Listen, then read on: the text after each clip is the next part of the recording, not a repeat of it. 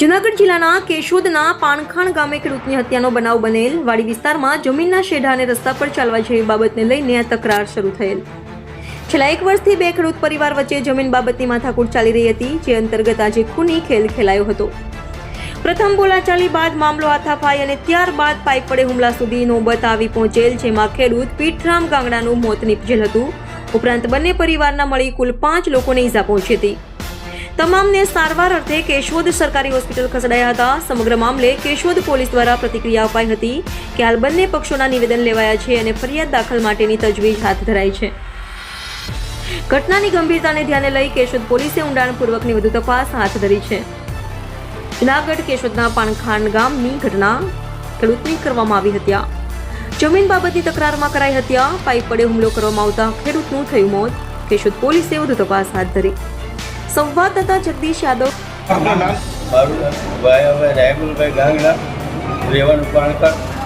મારા નાના ભાઈ પીઠરામભાઈ રાયમલભાઈ ગાંગડા, જેનું આજે મર્ડર થઈ ગયેલ છે, જેમાં મેં 6 મહિના પહેલાં જમીન લીધેલી। એ જમીન બાબતે રસ્તા બાબતે એ લોકો કોર્ટમાં ગયેલા। કોર્ટે નિર્ણય આપી દીધો।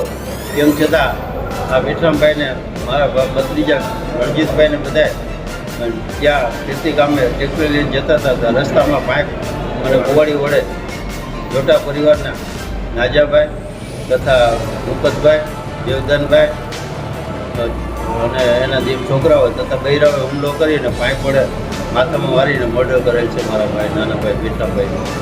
મને જે માથામાં ઈજા કરેલ છે, બીજા 3 જણાની ઈજા કરેલ છે। એમાં મારો નાનો ભાઈ જેઠુભાઈ તથા વિક્રમભાઈ મારો ભત્રીજો અને રણજીતભાઈ। મારું જીવન ઝેર કરી નાખેલ છે। હું જીવન એવા લાયક નથી। મને ભગવાન માફ કરે।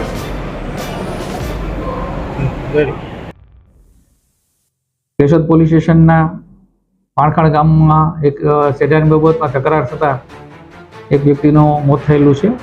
તેમાં મરણજનનું નામ પીઠરામભાઈ રાયમલભાઈ ગાંગડા છે, જેઓએ આજથી 1 વર્ષ પહેલાં જમીન ત્યાં લીધેલી અને ત્યાં જમીનના છેડામાં ચાલવા બાબતનો વિવાદ થયેલો થતાં આજરોજ બંને પક્ષમાં મારામારી થયેલી છે। બંને પક્ષમાં ઈજા થયેલી છે, તેમજ પીઠરામભાઈ રાયમલભાઈ ગાંગડાનું મૃત્યુ થયેલું છે।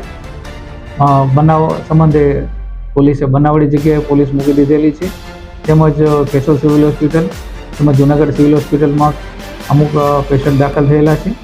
તો બંને પક્ષની ફરિયાદ લેવાની કાર્યવાહી હાલમાં ચાલુ છે અને બંને જગ્યાએ તકેદારી પોલીસ બંદોબસ્ત રાખેલો છે। જે પીઠરામભાઈ રાયમલભાઈ તેમજ તેમની સાથેના જેઠસુરભાઈ રાયમલભાઈ અને વિક્રમભાઈ બાબુભાઈ ગાંગડા એ બંનેને જૂનાગઢ હોસ્પિટલ ખાતે રિફર કરેલા છે।